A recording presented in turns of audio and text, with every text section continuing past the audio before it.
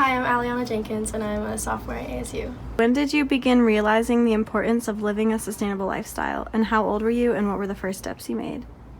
When I was in 8th grade, I decided to go vegetarian for reasons other than sustainability, but part of becoming vegetarian, I learned more about how it helps the earth, and then that just kind of started a domino effect about everything else, and I just slowly, I don't know, I guess learned more and more and decided to change things in my life that I do.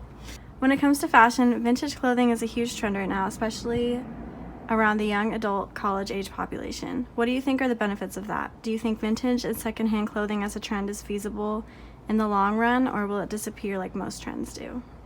I think that it could be feasible as long as people properly take care of their items and donate their things rather than throwing it away, because there is still a good amount of clothing that is thrown into the landfill rather than donated, just because people are lazy and stuff.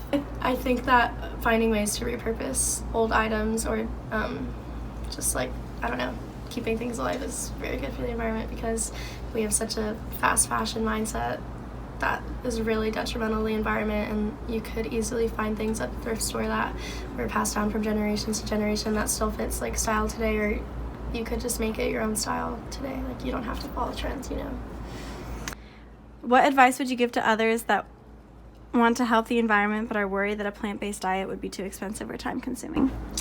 Okay, so I don't want to spout out any fake facts, so I'm just gonna generalize. The amount of produce it takes to feed livestock versus how much it would take to sustain a fully plant-based human diet is completely different.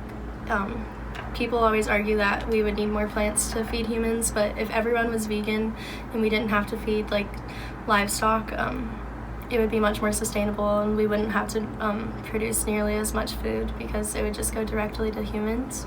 I also I always say this, but you could do more for the environment by going vegan than you can by giving up your car, which I just think is insane.